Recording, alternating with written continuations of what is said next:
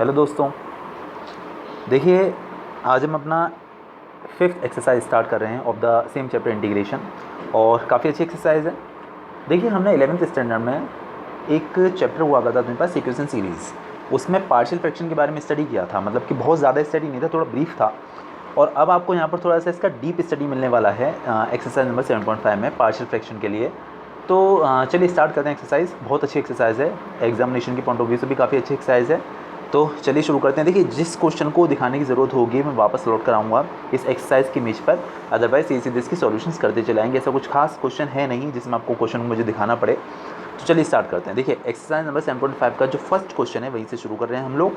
ठीक है, चलिए शुरुआत किया तो फर्स्ट क्वेश्चन तो करना ही चाहिए हमें इंटीग्रेशन करना था x/(x+1) × x+2 dx। ठीक है, देखिए आपको क्या कर लेना है, कभी भी अगर डेनोमिनेटर में टर्म्स जो है प्रोडक्ट होकर आ जाते हैं, ठीक है, मतलब फैक्टराइज्ड टर्म्स अगर आपको मिल जाते हैं, तो देखिए एक तरीका तो ये कि आप इन दोनों का आपस में मल्टीप्लिकेशन कर लीजिए।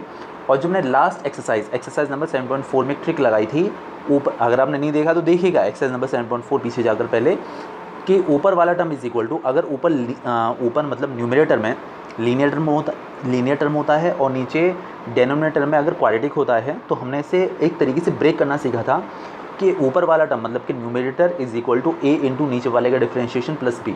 वहाँ से a और b की वैल्यूज़ ऑब्टेन करके वहाँ पर हमने पुट कर दी थी और उससे सॉल्व किया था, आपको शायद याद होगा। ठीक है, चलिए लेकिन इसको एक और तरीके से आप कर सकते हैं। अगर नीचे वाले टर्म के नीचे वाले टर्म को आप फैक्टराइज कर सकते हैं, तो इसके लिए आपको एक ईजी ट्रिक और मिल जाती है जो कि पार्शियल फ्रैक्शन की है। तो इसमें आपको करना क्या है, देखिएगा ऊपर वाला टर्म जो क्वेश्चन है इसे इस तरीके से ब्रेक करना है। जो डेनोमिनेटर में जो दो टर्म्स स्प्लिटेड हैं, तो ए के नीचे मतलब दो आर्बिट्ररी कांस्टेंट आपको यहाँ पर लेने होंगे, एक ए ले लिया, एक ही बी ले लिया, ठीक है ना। तो देखिएगा, हाँ जी, तो देखिए a/x+1 and in plus b/x+2, इस तरीके से आपको इसे ब्रेक कर देना है। मतलब x+1 को a के नीचे लिख देना है और x+2 को b के नीचे लिख देना है। इस तरीके से हमें इसे ब्रेक कर देना है। पार्शियल फ्रैक्शन इसे कहा जाता है।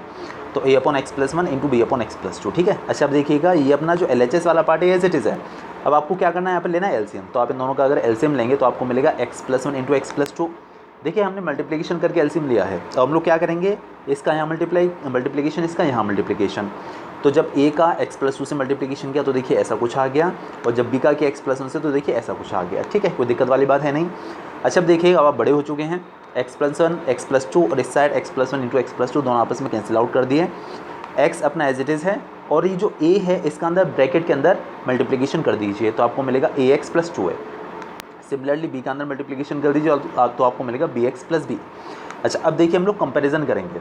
कंपैरिजन x के कोफिशिएंट्स का कंपैरिजन करेंगे, फिर कांस्टेंट्स का भी कंपैरिजन करेंगे। ठीक है, तो देखिए पहले अगर हम लोग x के कोफिशिएंट्स का कंपैरिजन करते हैं तो देखिएगा ज़रा समझिएगा कि RHS में जो x का जो फर्स्ट कोफिशिएंट है वो a है, और यहाँ पर जो इसका कोफिशिएंट वो b है, और यहाँ पर जो x का कोफिशिएंट है आप देख सकते हैं, हम लोग अगर LHS की बात करते हैं तो इसमें जो x का कोफिशिएंट है वो 1 है।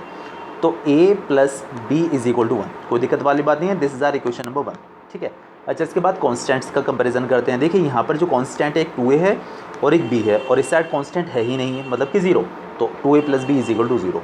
Now we do have two equations regarding a and b। तो a और b के रेस्पेक्ट में हमारे पास दो इक्वेशंस हैं। अब इन दोनों को सॉल्व करके हमें a और b की वैल्यूज़ फाइंड आउट करनी है। तो देखिए अब आप बड़े हैं काफ़ी, आपने linear equation in 2 variable 10th class में सॉल्व करना सीखा था। तो अब हम देखिए क्या करने वाले हैं कि इस इक्वेशन में से इसको माइनस करने वाले हैं। देखिए माइनस करने पे साइन चेंज हो जाते हैं, आपको बहुत अच्छे से पता है। a - 2a बचेगा अपने पास माइनस है, b से b कैंसिल आउट हो जाएगा और 1 - 0 विल बी इक्वल टू 1। ठीक है, अच्छा अब देखिए हम लोग a पता करना चाहते हैं, तो आप माइनस इसके साथ लगा दीजिए, तो a की वैल्यू अपने पास -1 मिल जाएगी। ठीक है, चलिए अब a की वैल्यू जो हमें मिली है वो आप दोनों इक्वेशन में से किसी में भी सब्स्टिट्यूट कर दीजिए, वेदर इन इक्वेशन नंबर 1 और इन इक्वेशन नंबर 2 वेदर। ठीक है, देखिए हम लोग फर्स्ट में लगा देते हैं, तो हमने यहाँ पर a के प्लेस पर -1 सब्स्टिट्यूट कर दिया। ओबियसली बात सभी लोग फर्स्ट को ही प्रेफर करेंगे, क्योंकि यहाँ पर 2 का एक्स्ट्रा मल्टीप्लिकेशन करना होता है, तो जो इक्वेशन ईजी और होती है उसी में आप सब्स्टिट्यूट करेंगे, ओबियस है। तो a के प्लेस पर आपको -1 लगा देना है, तो -1 + b = 1। तो 1 इस साइड जाके प्लस हो जाएगा, तो 1 + 1 विल बी इक्वल टू 2। तो मतलब a की वैल्यू आपको -1 मिल चुकी है और b की वैल्यू आपको 2 मिल चुकी है। जो हम लोग कहाँ लगाने वाले हैं, देखिए जो हम लोग यहाँ लगाने वाले हैं, यहाँ a और b के प्लेस पर। तो तो आप इस पूरे एक्सप्रेशन के प्लेस पर फाइनली जो भी ए आया है हमारे पास और जो भी बी आया है यहाँ पर सब्स्टिट्यूट कर देंगे और इस एक्सप्रेशन की थोड़ी सी अच्छी वैल्यू आपको यहाँ से मिल जाएगी। समझ पा रहे होंगे बहुत अच्छे से। चलिए देखिएगा इसके आगे हमने क्या हुआ है। हाँ जी, देखिए ए के प्लेस पर हमने लगा दिया -1 और बी के प्लेस पर लगा दिया 2 जो हमारा निकल कर आया था। तो हमें जो इसका इंटीग्रेशन करना था उसके प्लेस पर इनडायरेक्टली हमें इन टर्म्स का इंटीग्रेशन करना होगा, बिकॉज ऑफ हमने ए और बी की वैल्यूज़ को वहाँ पर सब्स्टिट्यूट कर दिया। अब क्या करना है आपको कि आप इंटीग्रेशन का साइन दोनों टर्म्स के साथ अलग अलग लगा दीजिए, इसके साथ अलग, इसके साथ अलग। ये देखिए और ये देखिए, ये जो माइनस था ना ये कहीं गया नहीं है, ये प्रेजेंट है, ये रहा अपना माइनस जो है। अच्छा अब देखिएगा ये जो 2 था वो कांस्टेंट था, इसीलिए हमने आगे लिख दिया।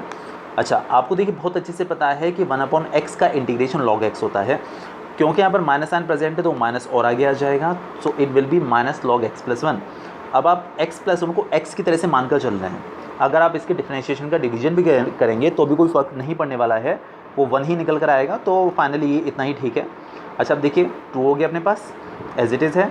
1/x+2 का अगर आप इंटीग्रेशन करेंगे तो log x+2 आ जाएगा और इंटीग्रेशन करने की वजह से अपना कांस्टेंट आ गया c। मेरे ख्याल से यहाँ तक कोई कन्फ्यूजन नहीं है आपको। देखिए आप अपना आंसर ये छोड़ सकते हैं 110% सही है, ठीक है।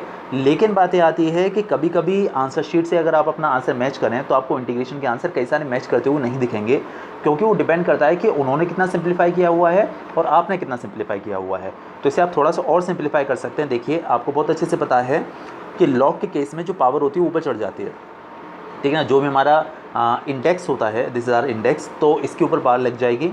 सो it will be log x+2 whole square. देख सकते हैं ये लिखा हुआ है, मैंने लिख दिया यहाँ पर, और आप ये भी कर सकते हैं इसके अंदर।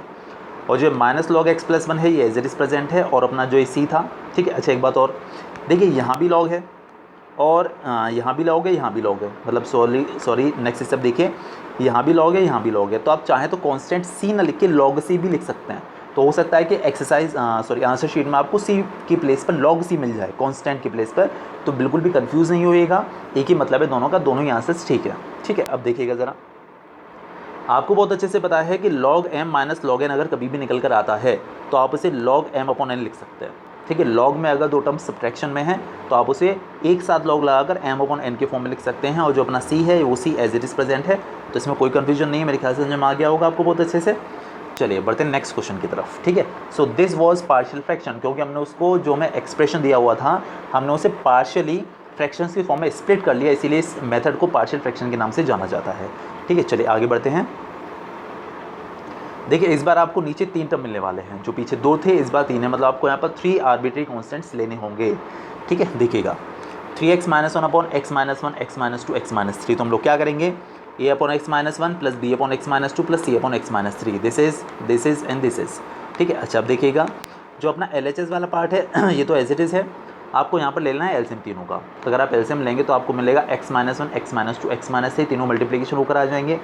अब देख मैं आपको पुरानी यादें ताज़ा करता हूँ, जब आप एलसीएम लेते हैं तो क्या करते हैं, इस टर्म का यहाँ पर डिवीजन करते हैं, जो बचता है उसका यहाँ न्यूमरेटर से मल्टीप्लिकेशन किया जाता है।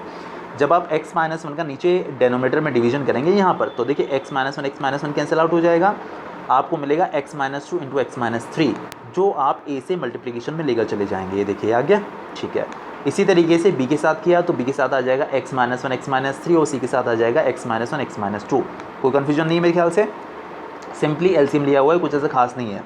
देखिए दोनों आपस में कैंसिल आउट हो जाएंगे, फुल्ली कैंसिल आउट हो जाते हैं, हमेशा ही ऐसा होगा। 3x - 1 अपना एज इट इज़ प्रेजेंट है, ए अपना देखिए एज इट इज़ प्रेजेंट है, अच्छा सा लग रहा है। इन दोनों का आप मल्टीप्लिकेशन करिए आपस में, तो आप इन दोनों का अगर मल्टीप्लिकेशन करेंगे तो आपको मिलेगा x² - 5x + 6। b अपना जो ये b था, देखिए b as it is present है, ये रहा। इन दोनों का मल्टीप्लिकेशन करेंगे तो आपको मिलेगा x² - 4x + 3, और ये जो c है वो एज इट इज़ प्रेजेंट है। अगर इन दोनों का आप मल्टीप्लिकेशन करेंगे तो आपको मिलेगा x² - 3x + 2। मेरे ख्याल से कोई कन्फ्यूजन नहीं है यहाँ तक। चलिए देखिए 3x + 1 अपना 3x - 1 एज इट इज़, इस a का ब्रैकेट के अंदर मल्टीप्लिकेशन करिए तो ax² - 5ax + 6a, ऐसे ही b का अंदर करिए तो आपको मिलेगा bx² - 4bx + 3b। इसी तरीके से c का अंदर करेंगे तो आपको देखिए मिल जाएगा cx² - 3cx + 2c। अब हम लोग क्या करेंगे, अब हम करेंगे कंपैरिजन पहले x² के कोफिशिएंट्स का, बिकॉज ऑफ यहाँ पर x² भी है। जो हमने लास्ट क्वेश्चन किया था वहाँ पर सिर्फ x था, x² का नाम और निशान नहीं था, बट यहाँ पर x² भी प्रेजेंट है, तो आपको x² के भी कोफिशिएंट्स का भी कंपैरिजन करना होगा, ठीक है। चलिए देखिए यहाँ पर x² का कोफिशिएंट a है, प्लस b और ये प्लस c और है, देखिएगा ये। तो तो a plus b plus c is equal to, देखिए यहाँ पर एक्स स्क्वायर है ही नहीं तो इज इक्वल टू 0।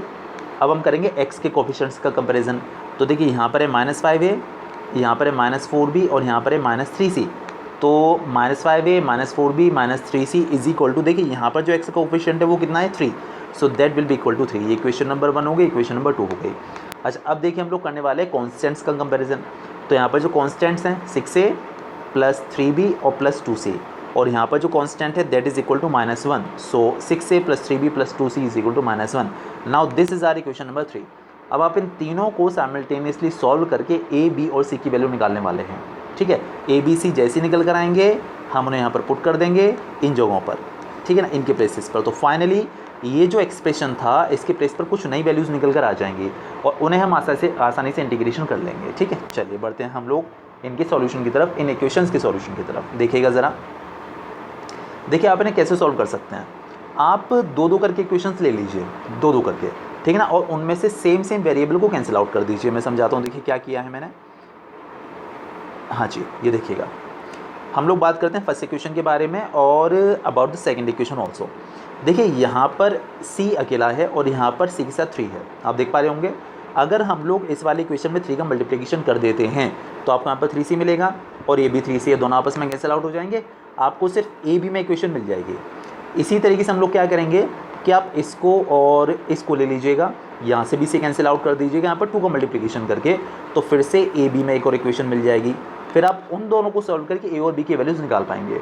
समझ पा रहे होंगे अच्छे से। देखिए मैंने एरो के साइन भी बनाए हुए हैं कि आपको फर्स्ट इक्वेशन में 3 का मल्टीप्लिकेशन करना है। तो 3 कहाँ पर करेंगे, तो 3a plus 3b plus 3c is equal to 0। और हमने क्या डिस्कस किया था कि सेकंड इक्वेशन अपनी एज इट इज़ है, जिससे कि 3c कैंसिल आउट तो भी हो पाएगा। देखिए 3c और 3c कैंसिल आउट हो गए, 3a माइनस 5a आपको मिलेगा -2a और 3b माइनस 4b आपको मिलेगा -b और 0 plus 3 is equal to 3 only. देखिए हम लोग क्या करने वाले थे कि 2 इक्वेशंस बनाने वाले थे a और b में, c को कैंसिल करने के बाद, जिन्हें आप सॉल्व करके a और b की वैल्यूज़ को फाइंड आउट कर सकें। अच्छा देखिएगा, इसे हमने इक्वेशन नंबर 4 नाम दे दिया because of we have already given 3 equations, we have already given the name of 3 equations as 1, 2 and 3। अच्छा अब देखिएगा, अब हम लोग क्या करने वाले हैं, हम लोग करने वाले हैं फर्स्ट को थर्ड को सॉल्व फर्दर। तो इसीलिए हमने यहाँ पर 2 का मल्टीप्लिकेशन किया हुआ, देखिए मैंने एरो का साइन बनाया हुआ है, ठीक है। तो यहाँ पर जब आप 2 का मल्टीप्लिकेशन करेंगे तो आपको मिलेगा 2a 2b and 2c is equal to 0। और जो लास्ट वाली इक्वेशन है देखिए वो अपनी एज इट इज़ लिखी हुई है। अच्छा यहाँ देखिएगा 2c और 2c कैंसिल हो रहे हैं क्योंकि बिकॉज ऑफ उनकी साइन सेम है, तो आपको क्या करना होता है, माइनस करना होता है, ठीक है ना। और माइनस करने पर नीचे वाले इक्वेशन के साइन चेंज हो जाते हैं, तो ये देखिए कैंसिल आउट हो जाएगा। 2a माइनस 6 से आपको मिलेगा -4a, 2b माइनस 3b आपको मिलेगा ओनली -b, और ये जो -1 था मैंने क्या बात की, साइन चेंज हो जाते हैं, तो इसीलिए देखिए +1 हो गया। याद होगा ना आपको छोटी क्लास का 10th स्टैंडर्ड का। Now we do have equation number 4 and equation number 5 and which are in a and b। सो हमने आसानी से सॉल्व कर सकते हैं, हम दोनों इक्वेशंस को लिखा। देखिए फर्स्टली मुझे यहाँ पर b भी एक जैसे दिखे, लेकिन दोनों के साइन सेम थे, ये भी माइनस का था और देखिए ये भी माइनस का था। तो जब जब साइन सेम होते हैं तो आपको माइनस करना होता है, माइनस करने से साइन चेंज हो जाते हैं। तो देखिए जो 4a है वो साइन चेंज होकर प्लस हो गया, b अपना साइन चेंज होकर प्लस हो गया, और जो 1 था ये अपना साइन चेंज होकर माइनस हो गया। अब ये दोनों आपस में कैंसिल आउट हो जाएंगे, b एंड b। जी हाँ, ये देखिए b भी कैंसिल आउट हुए, -2a प्लस 4a, तो आपको सिर्फ 2a मिलने वाला है, and 3 minus 1 will be equal to 2। अच्छा देखिए हम a पता करना चाहते हैं तो 2 का ऐसा डिवीजन कर दीजिए तो आपको मिल जाएगा 1। जब a की वैल्यू आपको 1 मिल चुकी है तो आप a की वैल्यू या तो यहाँ पुट कर दीजिए या फिर यहाँ सब्स्टिट्यूट कर दीजिए, तो आप यहाँ से b निकाल पाएंगे। तो देखिए मैंने इस वाले इक्वेशन में इसको पुट किया हुआ है, ठीक है। तो हमने क्या किया हुआ है, a के प्लेस पर 1 पुट कर देना है। तो यहाँ पर a के प्लेस पर अगर आप 1 डालेंगे तो आपको मिलेगा -2 × 1 - b इज इक्वल टू 3। तो देखिए हो गया अपना -2, -2 इस साइड जाके प्लस हो जाएगा, so 3 + 2 is equal to 5, -b is equal to 5, ये आया। तो अगर आप b पता करना चाहते हैं तो ये जो माइनस है वो 5 के आगे चला जाएगा, and it will be equal to b will be equal to -5। तो b की वैल्यू अपने को -5 मिल चुकी है। देखिए हमें a मिल गया, b मिल गया। अब a और b की वैल्यूज़ आप कहीं भी डाल दीजिए, फर्स्ट में, सेकंड में और थर्ड में, किसी भी इक्वेशन में आप इसको सब्स्टिट्यूट कर सकते हैं। तो देखिए मैंने फर्स्ट में की हुई है a और b दोनों की वैल्यूज़, तो यहाँ से आपको c मिल जाएगा, और आपको जो c की वैल्यू मिली है वो देखिए मिली है आपको 4। तो हमें a मिल गया, that was 1 and b was -5 and c is equal to 4। तो जो a और b की, a b और c की जो वैल्यूज़ हैं वो आप वापस वहाँ पर डालिए जो हमने a b से सपोज किया था वहाँ पर, ठीक है। चलिए तो आपको क्या एक्सप्रेशन मिलने वाला है, आपको एक्सप्रेशन मिलने वाला है कुछ ऐसा।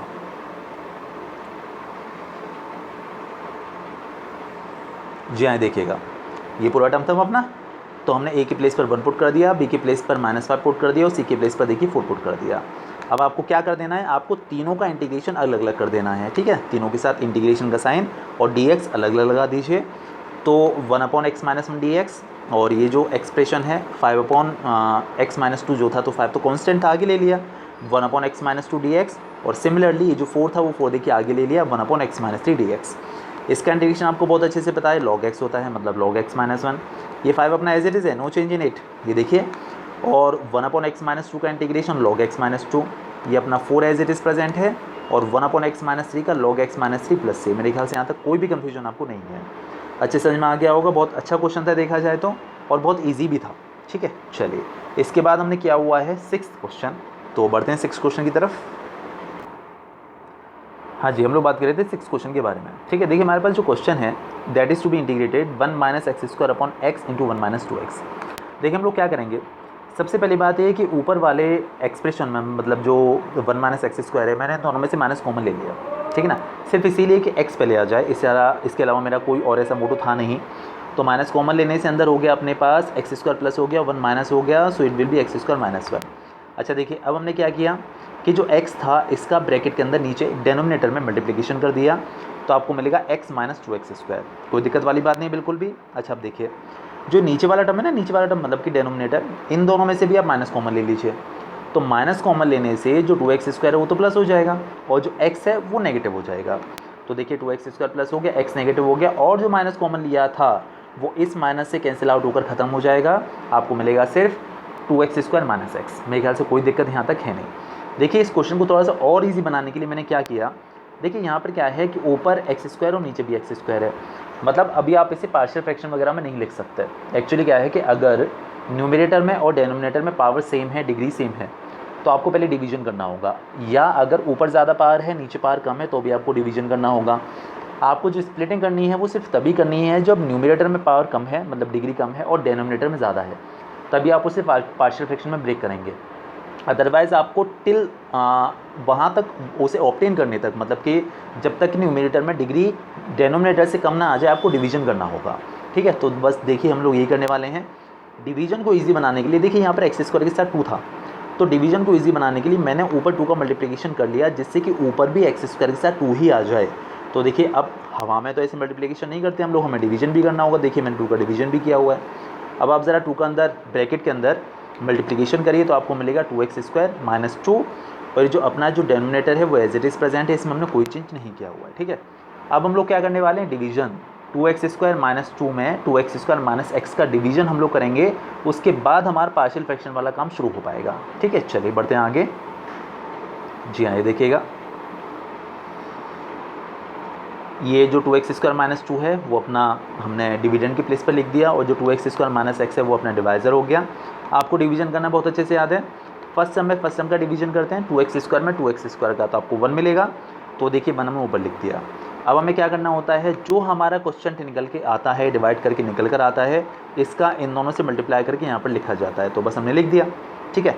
अब हम लोग करते हैं साइन चेंज, बिकॉज ऑफ हमें सब्ट्रैक्शन करना होता है डिवीजन में, तो साइन चेंज करेंगे। तो देखिए 2x² अपना नेगेटिव हो गया, आप देख सकते हैं, और इसी तरीके से x पॉजिटिव हो गया, ये दोनों आपस में कैंसिल आउट हो जाएंगे, अंदर मिलेगा x - 2, आप देख सकते हैं, ठीक, कोई दिक्कत नहीं यहाँ तक। अच्छा अब देखिए आपको याद होगा, मतलब छोटी क्लासेस का, अगर कभी भी आप डिवीजन करते हैं तो देखिए यहाँ पर x निकल कर आ गया, अब आप x² का इसमें डिवीजन नहीं कर सकते, मतलब यहाँ तक डिवीजन खत्म।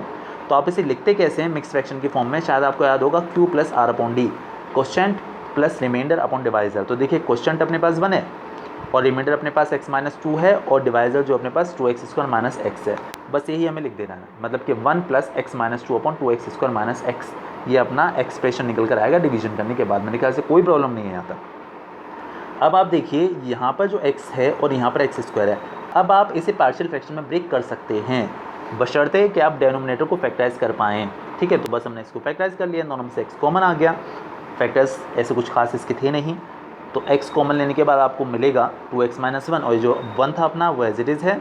अच्छा देखिए 1 का इंटीग्रेशन तो हम कर ही लेंगे, x आ जाएगा। आपको इसको पार्शियल फ्रैक्शन में ब्रेक कर लेना है, मतलब कि a/x + b/2x - 1। और इसे सॉल्व कर लेंगे हम आसानी से। यहाँ ये देखिएगा,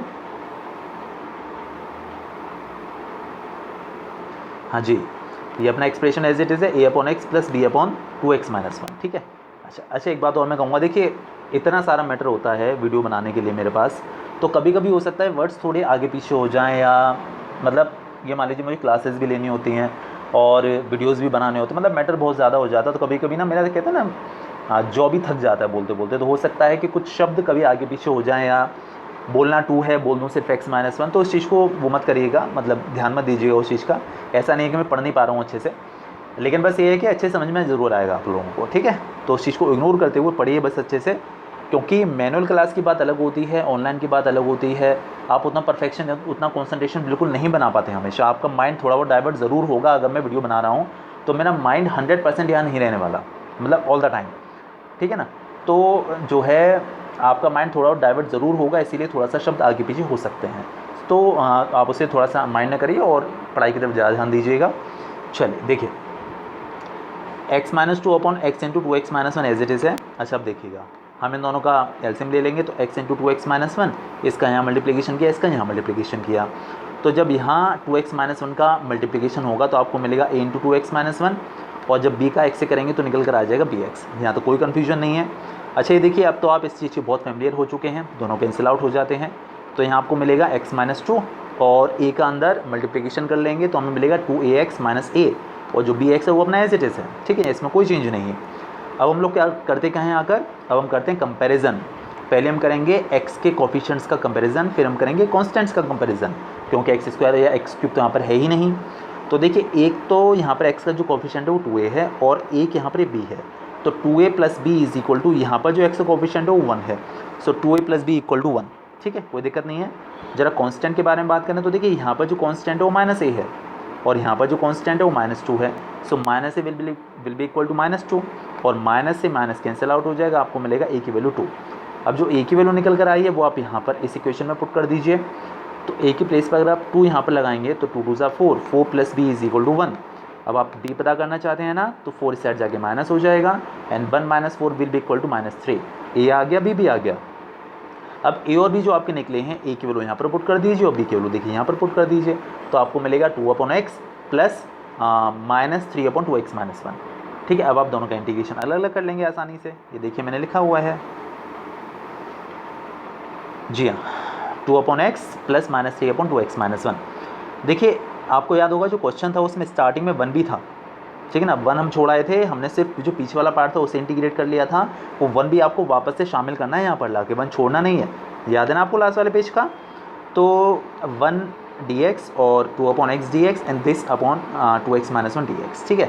अच्छा, अब देखिएगा ज़रा, 1 का इंटीग्रेशन तो x हो गया, 2 अपना कांस्टेंट था वो 2 एज इट इज़ है, और 1/x का इंटीग्रेशन होता है log x। आप चाहें तो log के आगे यहाँ पर मॉडुलस लगा सकते हैं, बिकॉज ऑफ log में कभी भी वैल्यू नेगेटिव नहीं होती, तो हो सकता है कि आंसर शीट में आपको ये मॉडुलस ला कर दे दें। जो अपना 3 है वो देखिए 3 एज इट इज़ प्रेजेंट है। अच्छा, अब देखिएगा, हमारे पास निकल कर आएगा 3 तो कांस्टेंट था वो आगे आ गया, 1/2x-1। देखिए, यहाँ पर 2x-1 को हम लोग x की तरह से सपोज कर लेंगे, तो जो log x होता है उसका इंटीग्रेशन होता है, 1/x का इंटीग्रेशन होता है log x, तो 1/x मतलब कि 1/2x-1 था ना, इसका इंटीग्रेशन हो गया log 2x-1, और हम लोग 2x-1 को x की तरह से सपोज कर रहे हैं, 2x-1 को हम लोग x की तरह से सपोज कर रहे हैं, तो इसके डिफ्रेंशिएशन का डिवीजन भी करना होगा, तो 2x-1 का डिफ्रेंशिएशन 2 होता है, तो देखिए 2 यहाँ पर आगे आ गया, और कांस्टेंट तो आपको लगा ही देना है, और ये आपका इसका फाइनल आंसर है। मेरे ख्याल से कोई कन्फ्यूजन नहीं, समझ में आ गया होगा बहुत अच्छे से। चलिए बढ़ते हैं नेक्स्ट क्वेश्चन की तरफ, जो कि है 7th वाला। देखिए, मैं इस क्वेश्चन को जो है समझाने की कोशिश कर रहा हूँ, बहुत अच्छे से समझ में आ जाएगा आपको वैसे ये। हाँ जी, x/x² + 1 × x-1। देखिए, इसे किस तरीके से स्प्लिट करेंगे। अगर देखिए यहाँ पर कभी भी ना क्वाड्रेटिक फॉर्म में आ जाए निकल कर, ठीक है, लाइक x² + 1 x² + 2 कुछ भी ऐसा आ जाए, तो यहाँ पर आपको ना एक आर्बिट्रेरी कांस्टेंट नहीं लेना है, लाइक आप इसे a/x² + 1 नहीं लिख सकते, आपको इसमें 2 कांस्टेंट यूज़ करने पड़ेंगे, a एंड b। तो आपको इसे लिखना होगा ax + b/x² + 1। इस तरीके से ब्रेक होगा 2 कांस्टेंट्स को यूज़ करके, अगर कभी भी ऐसा आ जाता है तो, ठीक है ना। और इसी तरीके से मान लें अगर x³ आ जाता, वैसे नहीं आता है, बाई चांस अगर x³ आ जाता तो उसमें आपको 3 आर्बिट्रेरी कांस्टेंट्स लेने होते, a x square plus b x plus c. समझ पा रहे हैं ना बहुत अच्छे से। चलिए और देखिएगा, जो x माइनस वन है वो इस तरीके से सी अपॉन एक्स माइनस वन हमने लिख दिया, और ये अपना एक्सप्रेशन एज इट इज़ है, नो चेंज इन इट। और यहाँ पर हम लोग लेने वाले हैं एलसीएम, तो आप दोनों का मल्टीप्लिकेशन कर लेंगे तो इस तरीके से आ गया। ये इधर चला जाएगा, ये इधर चला जाएगा, तो आपको मिलेगा a x plus b into x minus one plus c into x square plus one. अब देखिएगा ये दोनों आपस में कैंसिल आउट हो गए, ठीक है। ये अपना x as it is present है। हम लोग क्या करने वाले हैं, इन दोनों का आपस में जो है मल्टीप्लिकेशन करने वाले हैं। इन दोनों का मल्टीप्लाई करने के बाद आपको मिलेगा a x square minus a x plus b x minus b. A का एक्स से किया तो a x square, a x का वन से किया तो ओनली ए एक्स, बी का एक्स से किया तो देखिए ओनली बी एक्स, और बी का जो वन से किया तो हमारे पास बी निकल कर आ गया। इसी तरीके से सी का यहाँ पर ब्रैकेट के अंदर मल्टीप्लिकेशन कर लेना है, तो आपको मिलेगा सी एक्स स्क्वायर प्लस सी। कोई कन्फ्यूजन नहीं है यहाँ तक मेरे ख्याल से। अब देखिए हम लोग करने वाले हैं कंपैरिजन एक्स स्क्वायर का, एक्स का, कॉन्स्टेंट्स का। देखिए यहाँ पर जो एक्स स्क्वायर का कोफिशिएंट है वो ए है, और यहाँ पर जो है वो सी है। अगर आप एक्स स्क्वायर का कंपैरिजन करेंगे तो a plus c is equal to, यहाँ पर एक्स स्क्वायर है ही नहीं, तो a plus c is equal to zero. देखिए मैंने इसमें थोड़ा सा गड़बड़ कर दिया क्या, देखता हूँ। हाँ थोड़ा सा गड़बड़ हो गया मामला, पर चलिए एक बार कोई नहीं, आप होशियार बच्चे हैं। देखिए यहाँ पर एक्स स्क्वायर कोफिशिएंट ए है, यहाँ पर एक्स स्क्वायर कोफिशिएंट सी है, तो a plus c is equal to zero होना चाहिए, ठीक है। पर कोई बात नहीं है, आप इसे सॉल्व तो कर ही लेंगे आसानी से, कोई ऐसा खास मैटर इसके अंदर है नहीं। और इसी तरीके से हमने x का कंपैरिजन किया तो देखिए minus a plus b is equal to, यहाँ पर जो x का कोफिशिएंट है वो 1 है, तो minus a plus b is equal to 1 वो हो जाता है। देखिए इतना सारा मैटर होता है ना कि थोड़ा बहुत माइंड पे लोड पड़ता है, मतलब ऐसे मतलब माइंड ब्लो हो जाता है, वो वाली कंडीशन आ जाती है, तो थोड़ा बहुत ऊँच नीच हो जाती है। तो बस कैलकुलेशन ऐसा कुछ खास है नहीं उसमें। और देखिएगा minus b plus c is equal to, यहाँ पर जो कांस्टेंट है वो है ही नहीं, तो minus b plus c is equal to zero. अब आप इन तीनों को सॉल्व करेंगे तो देखिए बी की वैल्यू हमको ये मिलेगी, सी की वैल्यू हमको ये मिली है, ए की वैल्यू हमको ये मिली है। ऑल दो रियल आंसर थोड़े से अलग आएंगे क्योंकि थोड़ा सा मिसमैच हो गया है मैटर। अब आपकी जो ए बी और सी की वैल्यूज़ निकल कर आई हैं वो आप क्या करने वाले हैं, यहाँ पर और यहाँ पर पुट करने वाले हैं, ठीक है। बस ये काम हमने करना है, बाकी अभी हाँ जी। तो देखिएगा ए बी और सी की जो वैल्यू थी हमने यहाँ पर पुट कर दी हैं, ये और ये, कोई दिक्कत नहीं है यहाँ तक, ठीक है। अच्छा अब देखिएगा, अब आपको क्या करना है, ये जो एक्स स्क्वायर प्लस वन है ना, उसका इसमें अलग डिवीजन करना है, इसमें अलग डिवीजन करना है। हमेशा ये काम करना है आपको, इस वाले टर्म में अलग और इस वाले टर्म में अलग, दोनों में अलग अलग डिवीजन कर दिया। तो देखिए जो माइनस 1/2 था वो देखिए ये रहा, और x upon x square plus one देखिए आ गया निकल कर डी एक्स, और ये जो 1/2 था वो एज इट इज़ प्रेजेंट है, और इसके अंदर जो एक्स स्क्वायर प्लस वन का डिवीजन किया वो देखिए आ गया। ये जो 1/2 था वो देखिए कांस्टेंट के फॉर्म में आ गया, और ये जो x माइनस वन था वो देखिए एज इट इज़ प्रेजेंट है, कोई कन्फ्यूजन नहीं है यहाँ तक। अच्छा अब देखिएगा ज़रा अच्छे से समझिएगा। देखिए क्या कंडीशन होती है कि 1/x का इंटीग्रेशन आपको बहुत अच्छे से पता है log x होता है, ठीक है। इसी तरीके से उसको ईजी करने के लिए देखिए मैंने क्या किया कि यहाँ पर था एक्स स्क्वायर, तो आप नीचे वाले टर्म का डिफ्रेंशिएशन ऊपर बना लीजिए। इसके लिए ट्रिक बता रहा हूँ मैं आपको डिफ्रेंशिएशन थोड़ा ईजी करने के लिए।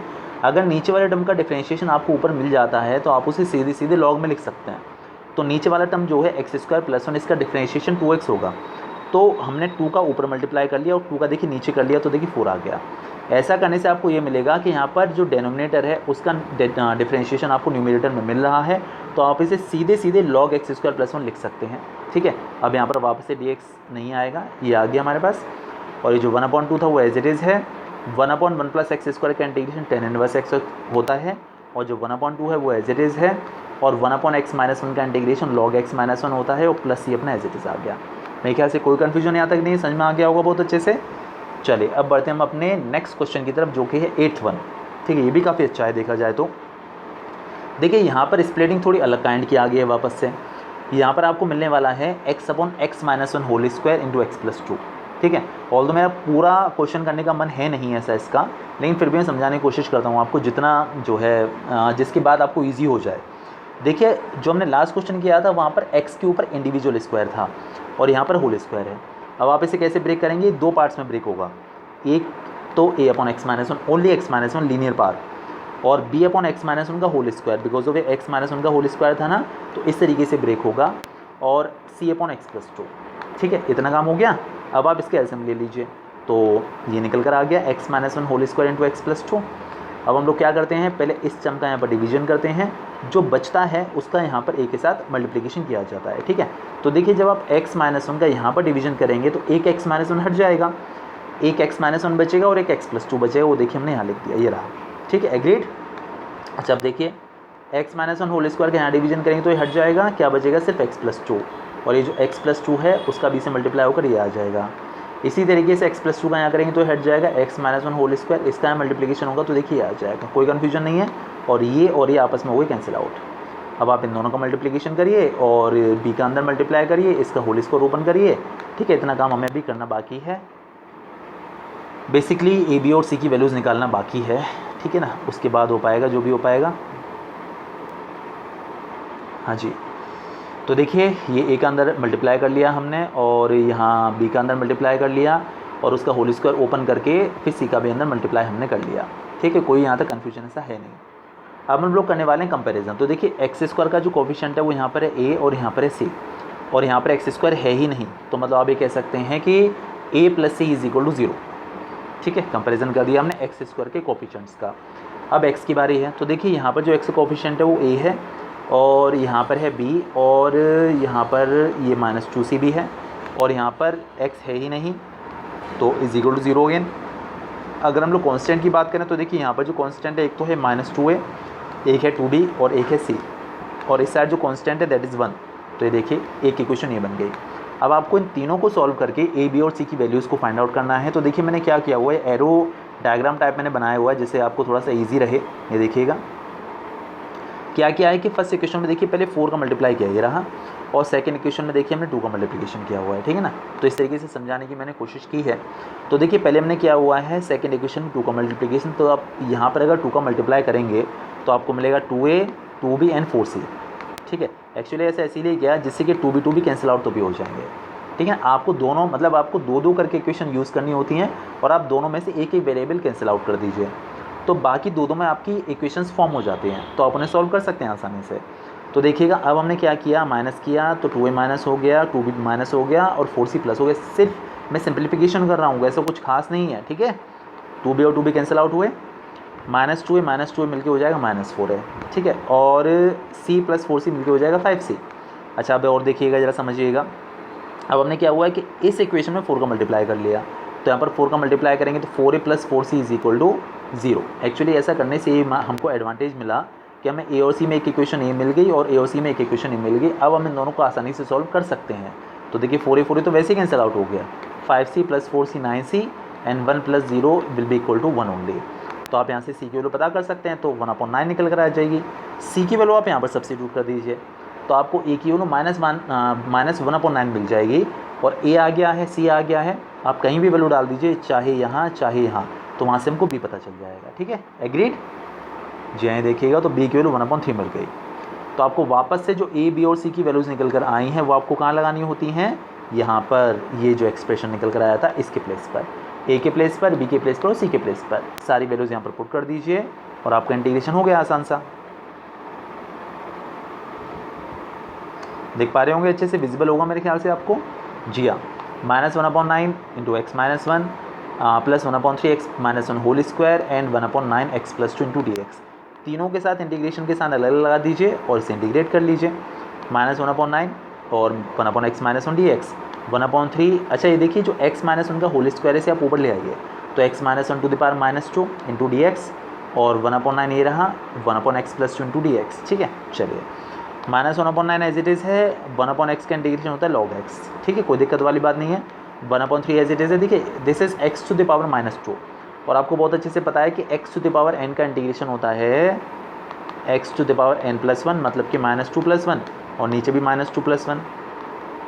ठीक है, तो बस वही चीज़ है, तो x minus 1 to the power -1/-1, और ये जो 1/9 है एज इट इज़ है।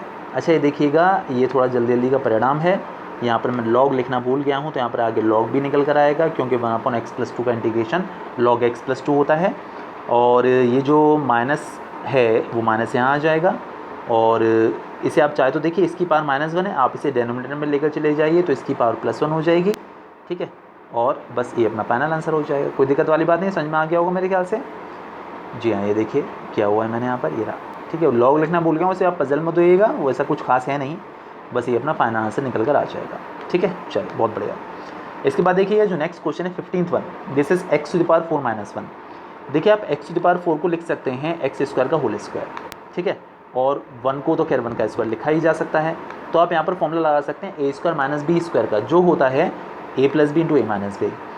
अब आप ये जो 1 निकल कर आया है इसको भी 1 का स्क्वायर लिख दीजिए, तो फिर से एक फॉर्मूला बन जाएगा ए स्क्वायर माइनस बी स्क्वायर का यहाँ पर, तो हो जाएगा x plus 1 into x minus 1। ऐसा हम 9th में करते थे, और एक्स स्क्वायर प्लस 1 अपना एज इट इज़ प्रेजेंट है। अब आपको इसे करना है split in the middle terms, और यहाँ पर आपको 4 वेरिएबल मिलने वाले हैं, सॉरी 4 आर्बिट्री कॉन्स्टेंट्स मिलने वाले हैं।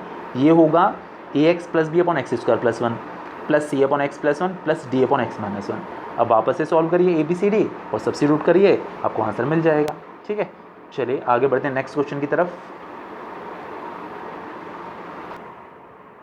हाँ जी, देखिए हम लोग करने वाले हैं 16 question of the same exercise. The question is 1 upon x into x to the power n+1 into dx। देखिए इस क्वेश्चन के लिए आपको एक ट्रिक अप्लाई करनी होगी, ठीक है ना, और आपको इसी तरीके से करना है, तभी आप इसे अच्छे से कर पाएंगे। मैंने अपनी तरफ से क्या किया कि इसमें x to the power n-1 का न्यूमरेटर और डेनोमिनेटर दोनों में मल्टीप्लिकेशन कर लिया, मतलब x to the power n-1 का डिवाइड भी कर लिया और मल्टीप्लाई भी कर लिया, ठीक है। अच्छा अब देखिए ये x है और ये x to the power n-1 है, ये दोनों मल्टीप्लाई अगर हो जाएंगे तो दोनों की पावर प्लस हो जाएंगी। ये जो है वो x की पावर 1 है और ये जो x की power x to the power n-1 है। अगर आप x to the power 1 plus n-1 करेंगे मल्टीप्लाई होने पर तो 1 1 हट जाएगा, सिर्फ x टू द पावर आपको n मिलने वाला है। तो देखिए x to the power n और x to the power n+1 as it is present है, और ये जो न्यूमरेटर वाला टर्म एज इट इज़, इसमें कोई चेंज नहीं यहाँ पर, ठीक है। चलिए अब हम लोग क्या करेंगे, आपको बहुत अच्छे से पता है कि आपको उस टर्म को t मान लेना चाहिए जिसका डिफरेंशिएशन dx के साथ प्रोडक्ट में प्रेजेंट हो। तो बस हमने क्या किया कि x to the power n को t मान लिया, क्योंकि इसका डिफरेंशिएशन आएगा, अब आप देखेंगे, देखिए इसका डिफरेंशिएशन आएगा nx to the power n-1 into dx is equal to dt।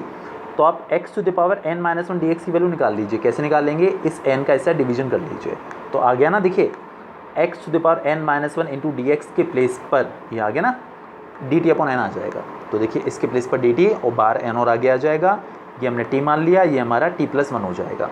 Agree करते हैं, कोई दिक्कत वाली बात नहीं है, तो बस हमने ही कर दिया।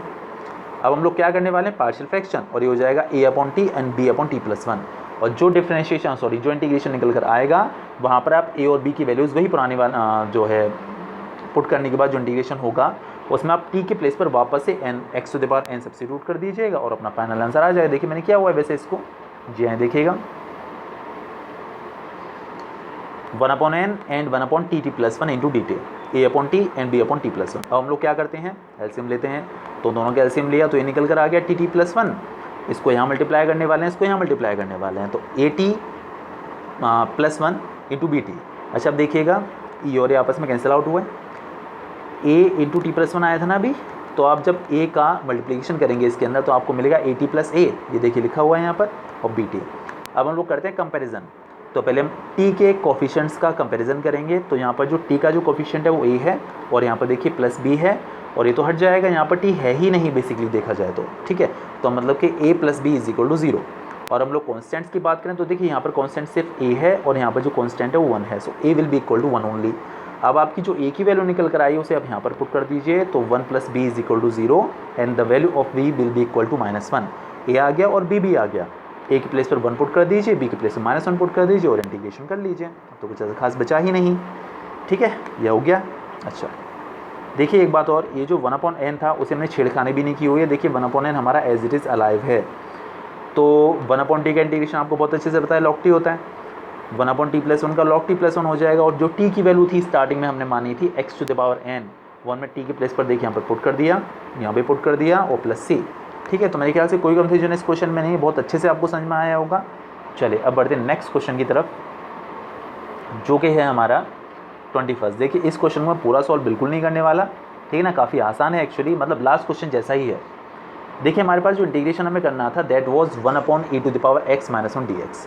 हमने क्या किया, अपनी तरफ से किया एक हम e to the power x का न्यूमरेटर में और डेनोमिनेटर में दोनों में मल्टीप्लिकेशन कर लिया। अब हमें क्या करना है, हमें e to the power x को t मानना है। क्यों मानना है, देखिए अब ये आपको पता चलेगा जब आप इसका इंटीग्रेशन करें डिफरेंशिएशन करेंगे, तो e to the power x का e to the power x into d x is equal to d t, तो हम लोग e to the power x dx के प्लेस पर dt पुट कर सकते हैं, ठीक है। तो e to the power x dx के प्लेस पर हम लोग dt पुट कर सकते हैं, कोई दिक्कत वाली बात नहीं है। और e to the power x को तुमने t माना ही था, तो t इंटू टी -1, अब आप इसे लास्ट वाले क्वेश्चन की तरह से कर लीजिए, बस डिफरेंस ये है कि वहाँ पर प्लस था, यहाँ पर माइनस है, और वापस से जो भी इंटीग्रेशन निकल कर आएगा तो जो t होगा उसके प्लेस पर आप वापस से e⁻x पुट कर दीजिएगा। और इसी के साथ एक्सरसाइज आपकी फिनिश हो जाती है, एक्सरसाइज नंबर 7.5। ठीक है, और नेक्स्ट एक्सरसाइज नेक्स्ट वीडियो में। Till then bye bye, keep practising.